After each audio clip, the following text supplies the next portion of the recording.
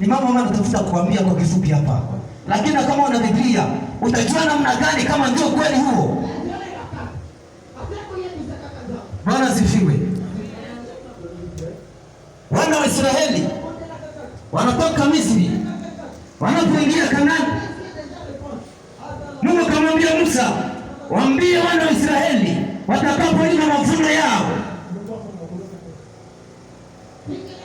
watagawa mkanda mbele ya kuhani mkubwa, na atatikisa mkanda huo mbele ya milele ili waweze kupeleka kwa ajili yao. Ni kusema Mungu alipatia wana wa Israeli sikukuu 3. Kulikuwa Pasaka, kulikuwa Pentekoste, kulikuwa na sikukuu ya vibanda, Pentekoste, la fête des tabernacles. Na kwa hizo karamu 3, hizi karamu ziligawanyika kama karamu 7. Ni kusema karamu ya Pasaka kama siku ya Pasaka iligawanyika kama karamu 3. Pasaka yenyewe, sikukuu ya mikate ya 3, na siku ya malimbuko. Pentekoste kugawanyika.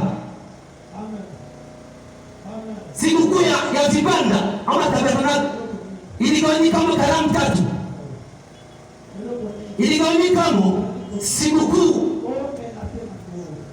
ya vinara, ya vinubi, ubele les jours de trompette. Ikagawanyika kama siku ya upatanisho, la fête des expiations. Ikagawanyika kama na fête yenyewe ya vibanda ama tabernakulo. Mazi na 7. Lakini hii mambo iliweza kuingia katika pia mstari wa nini? Wa ufufuko wa watakatifu. Bila la resurrection du Christ. Bwana sifiwe. Ni kusema Yesu Kristo alipokufa alitimiza sikukuu ya Pasaka. Wakorintho 1:5-7 yake. Bwana sifiwe. Na hapo Mungu anamwambia Musa, kila sikukuu watakuwa naipigia mbiu, watajitakaza muda siku 7,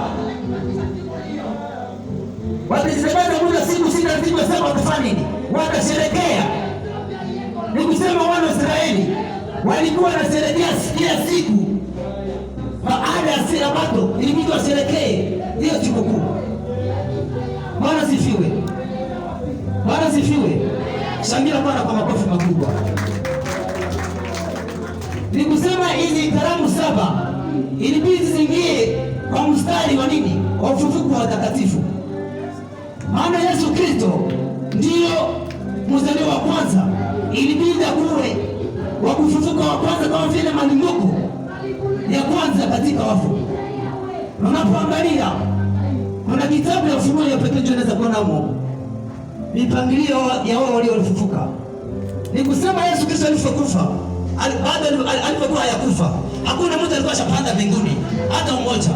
Kuzimu kulikuwa nafasi alikuwa anaita paradiso na kuzimu. Na hiyo nafasi mbili, waliokufa wote ambao walikufa katika Kristo walikuwa wanaingia katika paradiso. Wote ambao walikufa katika dhambi waliingia katika jehanamu. Lakini mtu ametoka huku aende huku, wale ukatoke kwa aende huku. Lazaro, maskini Lazaro na tajiri, wote walikufa.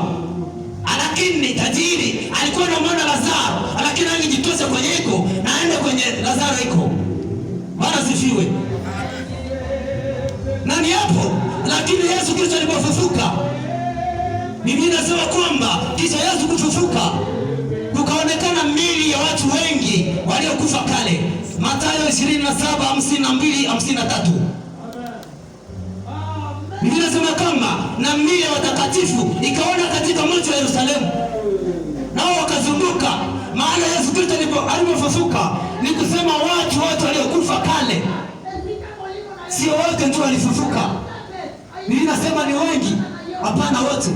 Jua nini hapana wote? Kwa maana ilibidi Mungu aheshimu ile kanuni yake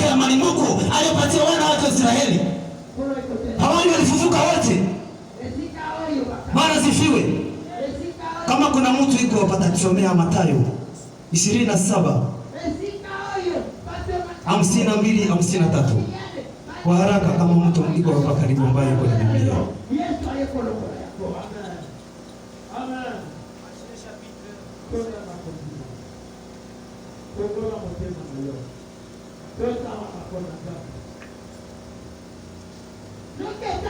Matthieu 27.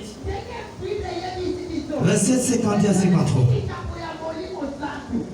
52 à 53.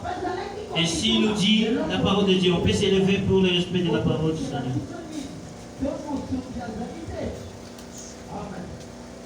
Makaburi yanafunuka, utanuka miili mingi ya watakatifu waliolala. Hao wakiisha kutoka makaburini mwao baada ya kufufuka kwake, wakauingia mji mtakatifu, wakatokea wengine. Amen. Wakorintho wa kwanza 15:20-23.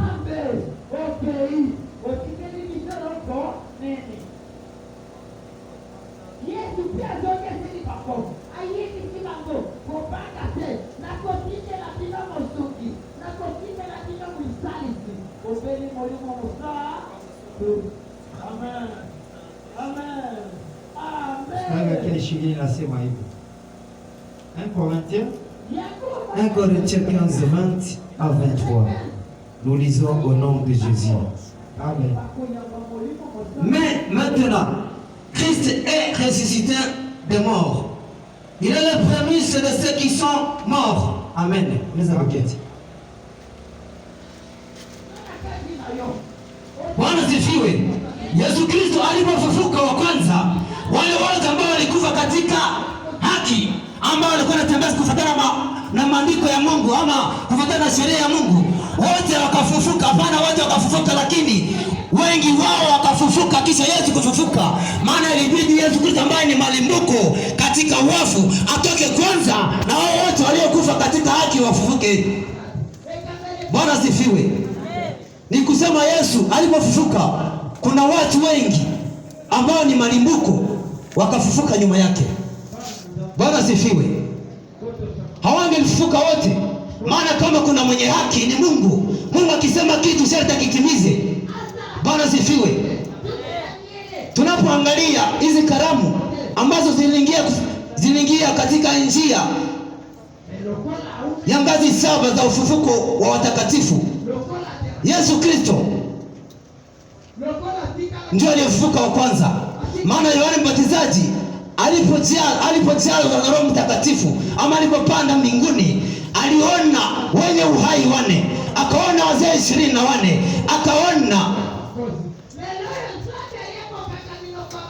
akaona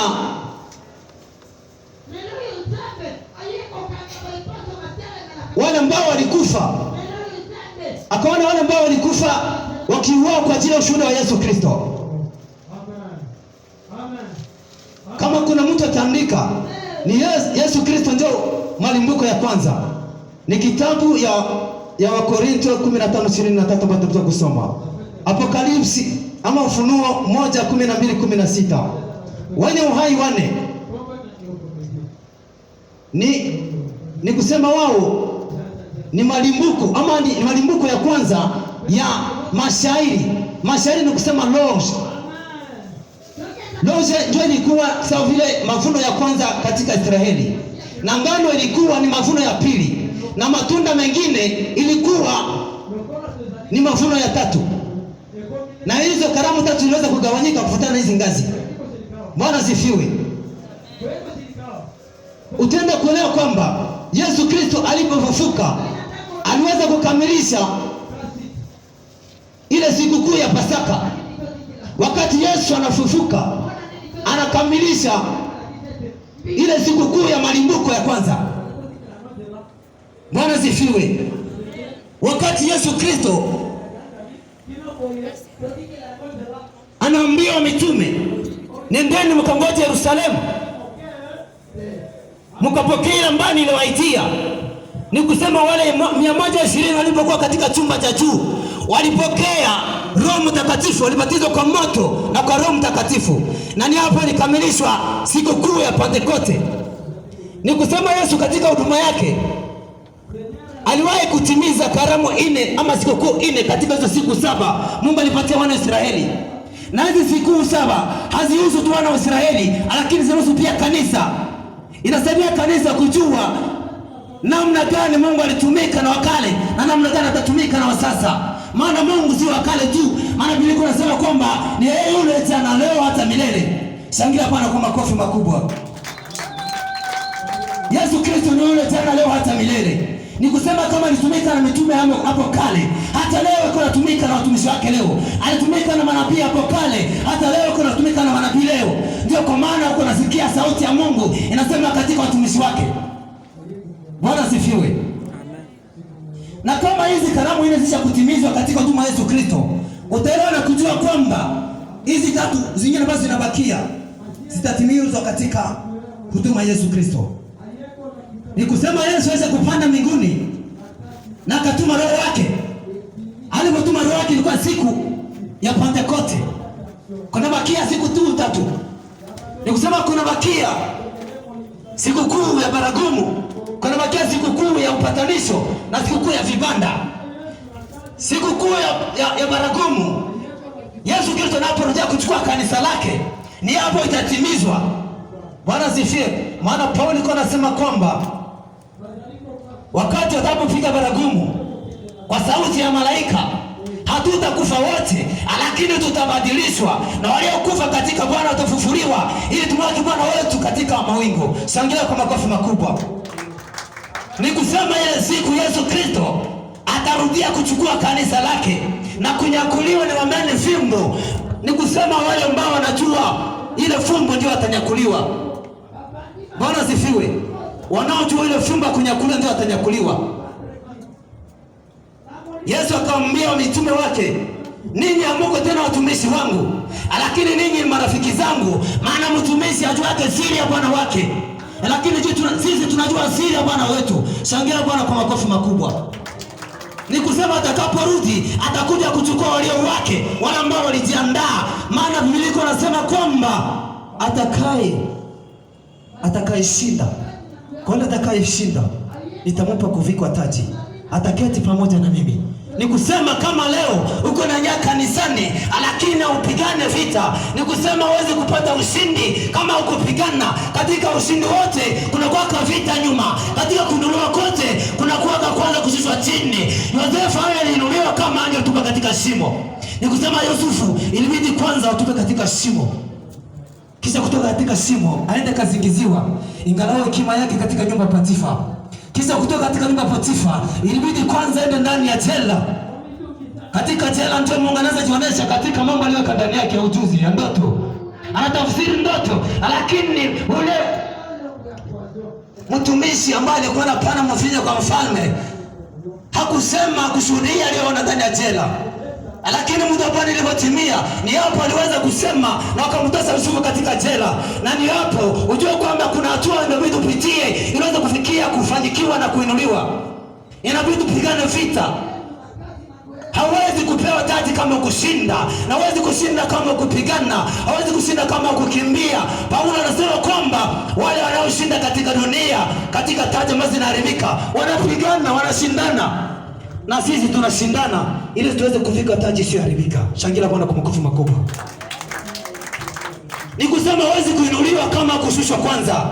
Mungu akikwambia ninataka kukuinua, ile siku usianze kushangilia, usianze kufurahi, lakini anza kulia, anza kushuka kabla dunia kushushe. Maana sasa Mungu anakuambia nitakuinua. Dunia iko nasikia, wachawi wanakuwa nasikia, walozi wanakuwa nasikia. Kama wewe kuanza kushuka mbele, wao watakushusha, itakuwa aibu. Ni kusema hawezi kuinuliwa kama ukushushwa. Mtu ambaye yuko chini haonake mwenye yuko mbali yake. Mtu ambaye yuko chini hawezi kuona juu, lakini mwenye yuko juu anaona kama yuko chini na yuko mbali. Shangilia Bwana kwa makofi makubwa. Mungu anikwambia na kupatia Bwana. Usiende kutangaza ndani ya quartier. Dispare, potea ndani ya siri. Siri ni uhusiano wako mzuri na Mungu. Yesu anasema kwamba unapotaka kuomba uende katika chumba chako cha ndani. Chumba chako cha ndani haiko ndani ya shamba yako nyumbani. Chumba chako cha ndani ni uhusiano mzuri wako na Mungu. Wakati unapotea katika dunia ni kusema uko katika uwepo wa Bwana. Unapopotea katika mambo ya dunia, tamaa za ulimwengu, mambo ya kutafuta fedha, kutukanana, kuiba, sio kuzini, ni kusema kama uko kule, uko katika uwepo wa Bwana. Ni hapo Mungu anaendelea na kumaanisha uhusiano mzuri wake na wewe. Wakati unaomba Mungu anakusikia, kwa kuwa iko naona kwamba kuna uhusiano. Wakati Yesu atakaporudia kuchukua kanisa, Biblia inasema kwamba ufalme wa mbinguni unalinganisha wana wa 10, 5 wenye busara na 5 wapumbavu. Mimi siwezoe kuwaita wapumbavu, lakini nazoea kuwaita waimprida. Wote walikuwa wameokoka, maana wote walikuwa wabikira. Ubikira ni kusema mtu ambaye ameokoka. Wote walikuwa wameokoka, lakini kulikuwa wale ambao hawakuwa prida. Haukuwa makini, haukuwa unajua mahusiano ya Mungu, haukuwa unajua siri za Mungu, haukuwa unajua kwamba Mungu atakuja siku ambao wazani wao kuingia katika upumbavu. Ni kama mtu ambaye alikulia ulafi. Mtu ambaye alikula ulafi, ukimshitua volkano kuya hata simama upesi, maana iko mzito. Alikula kapitisha kiasi. Katika maisha yetu ya kiroho vile kuna kuwa kukulia ulafi. Kukulia ulafi wakati gani? Ni wakati unaangalia, unachanga mambo ya dunia na mambo ya Mungu. Uko kwa Mungu na uko kwa shetani. Biblia inasema kwamba siku ambayo utakula unashiba na kusaza, usimsahau Mungu wako. Bwana sifiwe. Siku utakula unashiba na kusaza, usimsahau Mungu wako. Ni kusema Mungu iko anatuambia hata kama leo unabarikiwa, unapata pesa, unainuliwa, usisahau kama Mungu iko. Bwana sifiwe.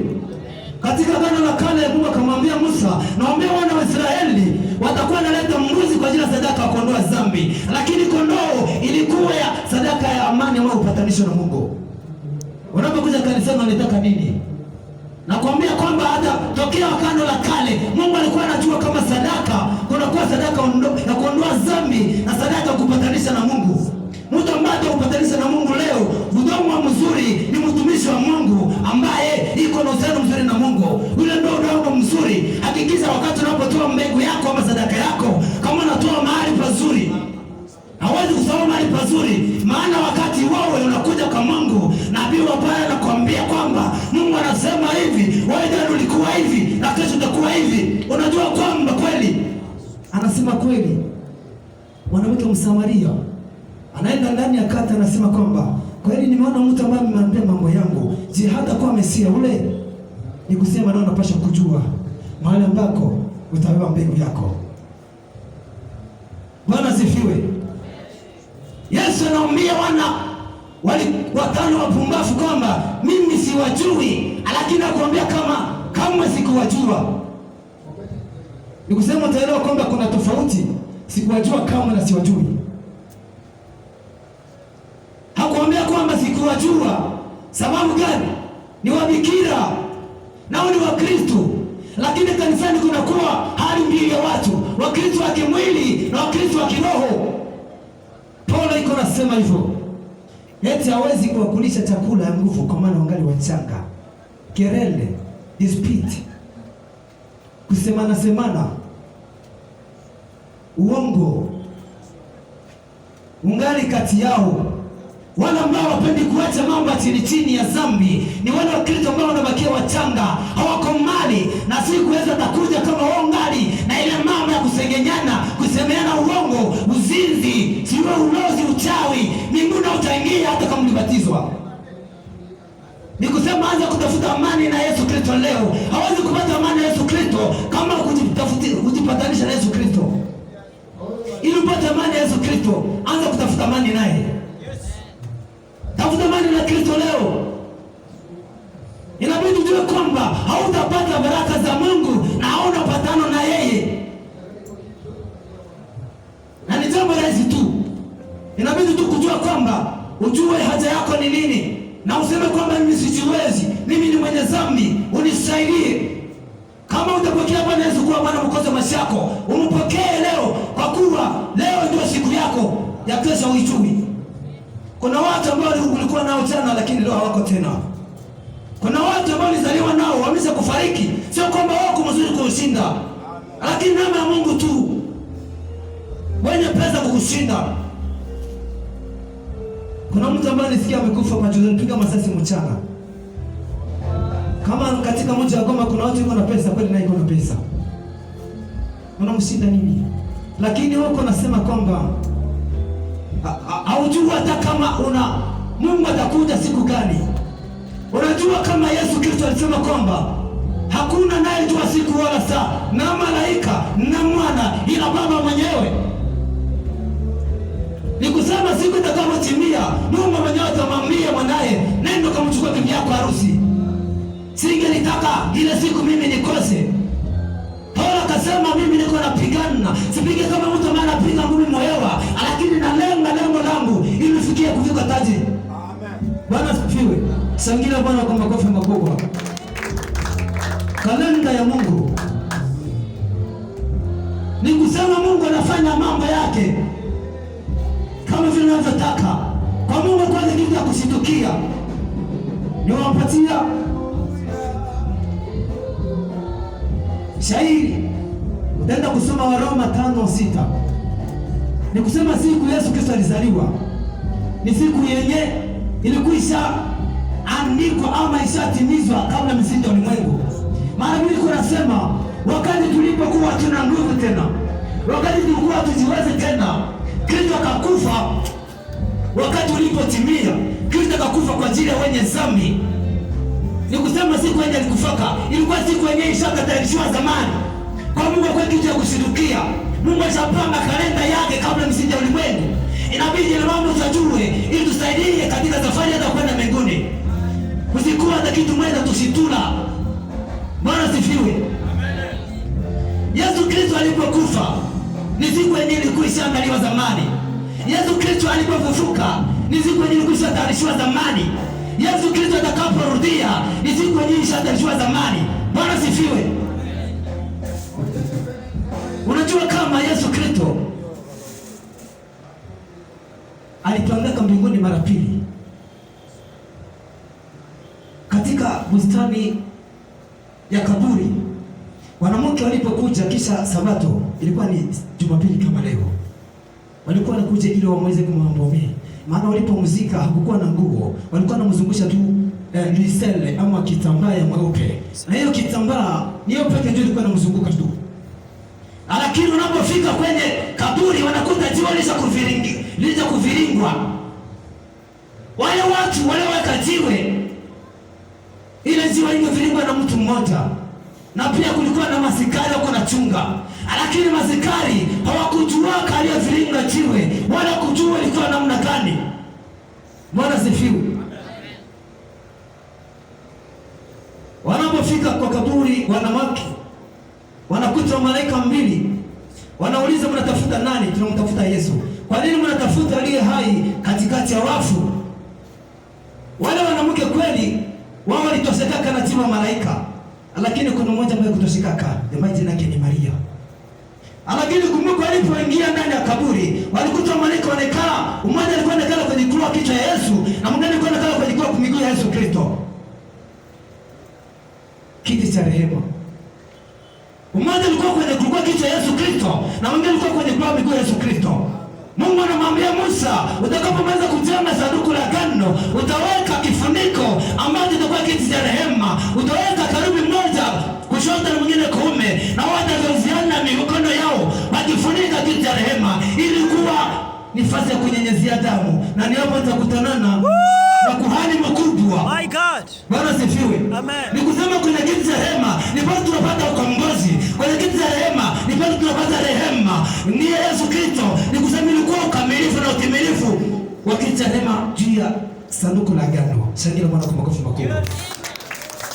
Ndani ya sanduku la agano mlikuwa fimbo ya Haruni iliyotoa maua. Ndani ya sanduku la agano kulikuwa vazi ama tumbo ambayo ilikuwa ndani manemane. Ndani ya sanduku la agano mlikuwa mambo mbili ambazo kuandikwa kwa sheria. Bwana sifiwe. Amen. Bwana sifiwe. Utaona kwamba mambo ya Mungu yote aliyapanga kabla ya misingi ya ulimwengu. Ni kusema Mungu uko na kalenda yake, na siku utaigundua, utaona kwamba kweli Mungu ni mwenye haki, hakuvukia hata hatua moja. Karamu ile zisha kutimia. Kufa Yesu Kristo Pasaka, alipozikwa akakamilisha siku ya mikate sio chachu. Alipofufuka akatimiza siku ya malimbuko ama siku ya malimbuko. Alipofufuka alifufuka Yesu kama malimbuko. Na wakati alipopaa mbinguni akawaambia wanafunzi wake wachunge kwenye chumba cha juu, wakapokea Roho Mtakatifu. Ilikuwa ukamilifu wa Pentekoste. Bwana sifiwe. Kuna bakia karamu 3. Niko nakwambia kwamba anaweza kupanda mbinguni mara 2. Wanawake wengine walitoshekaka. Lakini Maria akasema ndio haiko hapa shafufuka. Iko wapi? Alipochungulia katika bustani ya hiyo kaburi, akaona mtu ambaye anavaa kanzu nyeupe. Maana kwa hiyo wakati wa Israeli, wachunga bustani walikuwa wanavaa kanzu nyeupe kama vile. Lakini akasema nikitogelea mtu ambaye anachunga bustani labda ataniambia bwana wangu ameweka wapi? Akamsogelea akamuuliza, hawezi kuniambia mmeweka wapi? Yesu Kristo aliposema naye anamuita Maria. Pale Maria akamjua. Juu ya nini? Yesu Kristo alikuwa ashasema kwamba kondoo zangu zinasikia sauti yangu, zinanijua na mimi nazijua. Shangilia Bwana kwa makofi makubwa. Na hapo Maria akapenda aanze kumshika. Na Yesu Kristo akamwambia, usinishike kwa maana inabidi kwanza niende kwa Baba yangu ambaye ni Mungu wako. Jua nini alimkatalia simguse. Lakini baadaye Yesu anamwambia Tomasi, gusa ambako nilipata mkuki. Gusa ambako nilipiga msumari. Ni kusema katika Agano la Kale kuhani mkuu angeingia mahali patakatifu na Yesu kuguswa na mtu. Ilibidi alikuwa anavaa kanzu 3. Kulikuwa ya rangi mingi. Kulikuwa ile ambayo ilikuwa kwa pectorale. Pectorale ndio ilikuwa kwa mawe 12 ambayo inarepresente kabila 12 wana wa Israeli. Alikuwa anabakia na kanzu moja mweupe ndani. Ili ilikuwa inawakilisha utakaso na utukufu wa Mungu. Maana ilibidi aingie mbele za Bwana. Alikuwa anaacha zile kanzu mbili na bakenda kanzu moja mweupe. Na Yesu Kristo ile kanzu ilitosha wapi? Wakati alipozikwa alikuwa anazungusha tu kitambaa mweupe. Ile kanzu ilikuwa ya kuhani mkuu wa kweli ambaye ilibidi kuye. Maana wale watu walikuwa wanaingia kila mwaka, lakini taifa kutakaswa. Ni kusema walikuwa wanaingia kama anaingia na dhambi hata toka mle ndani. Maana walikuwa wanaingia na shari kumguu. Kama anaingia na dhambi maiti yake wataikokoa, maana kuna matagia kule. Ni kusema mtu mahali alikuwa anaweza kuingia kwenda kuangalia sanduku la agano, alikuwa tu ni kuhani mwenyewe. Kizazi ya Lawi na kizazi ya Yuda ni wale ambao walikuwa wanapaswa kuwa wafalme. Bwana sifiwe. Yesu Kristo anamwambia niache kwanza niende kwa Baba yangu ambaye ni Mungu wako. Ni kusema Paulo anasema kwamba alichukua damu yake kimuujiza na kapanda ndani ya hekalu mbinguni kwenda kunyenyezea mahali patakatifu pa patakatifu. Maana shetani ndiye alifanya dhambi wa kwanza.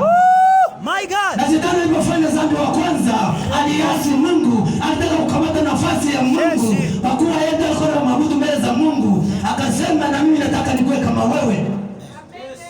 Ezekiel 28:12-17. Amen. Isaya 14 mstari 13-17. Utaona mambo niko nakwambia. Nikusema haiko Adamu ndio alikuwa wa kwanza kukaa ndani ya bustani ya Edeni. Très profond. Amen. Ukisoma kitabu cha Mwanzo wanaandika Mungu akaumba mbingu na nchi. Nukta. Lakini ya kufuata ya pili wanaandika dunia ilikuwa ukiwa na utupu. Mungu akuimbaka dunia niko ikiwa niko utupu. Deuteronomy na katala na Isaya na katala. Mungu aliumbaka dunia niko perfect pour être habité. Nini kafanya dunia iwe tupu na ukiwa? Ni wakati shetani anafanya dhambi mbinguni. Maana alikuwa na access kwa dunia, alikuwa anakaa katika bustani ya Edeni. Na mbinguni ndio alikuwa anaongoza mabudu ndani ya hekalu la mbinguni. Kama tunakuwa na hekalu leo hapa, ni kusema hekalu lilikuwa mbinguni. Mungu anamwambia Musa unapojenga tabernakulo, angalia sana unijenge kama kufuatana na gisi nikuonesha juu mlima. Bwana sifiwe. Amen. Nikusema Mungu anaonesha Musa kwanza hekalu la mbinguni kabla jenge maskani. My God. My Bwana sifiwe. God. Amen. Ile hekalu la mbinguni shetani alipofanya dhambi ikachafuliwa. Maana kila wale walikaa shetani kulikuwa Mikaeli, Gabrieli na Lucifer. My God. Mwenye alikuwa na roho ya mzuri ilikuwa ni Lucifer.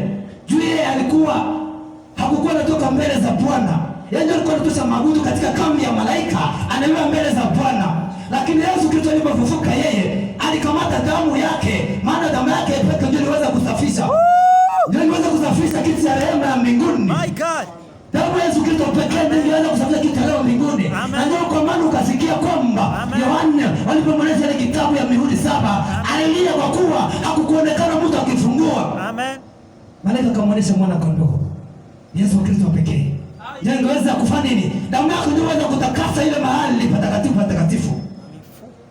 Na Yesu Kristo anapanda mbinguni. Oh Jesus. Ananyenyezea katika hekalu la mbinguni juu ya kiti cha rehema. Akarudia tena, akafanya siku 40 na wanafunzi wake. Ni hapo alikwenda kwenye mlima wa Mizeituni na kupanda mbinguni. Na kurudi kwake itakuwa mara pili. Shangilia Bwana kwa makofi makubwa. Tukisema Yesu Kristo atakaporudia, ya kwanza itakuwa ni siri, ni fumbo. Walioamini ambao wanajua fumbo yake ya ufumbo ya kunyakuliwa, ni wao watanyakuliwa naye. Ni kusema bibi harusi kanisa lake. Mungu anamwambia Danieli, juma 70 ni kwa ajili ya taifa yako. Sasa Yoshua anasimamisha jua. Jua lisimamianga kwa nchi ya kigeni. Ni kusema leo hii Kristo yuko kwa kanisa. Atakaporudia, atafanya kuwa kanisa lake, atarudia Israeli. My God. Ni kusema juma 70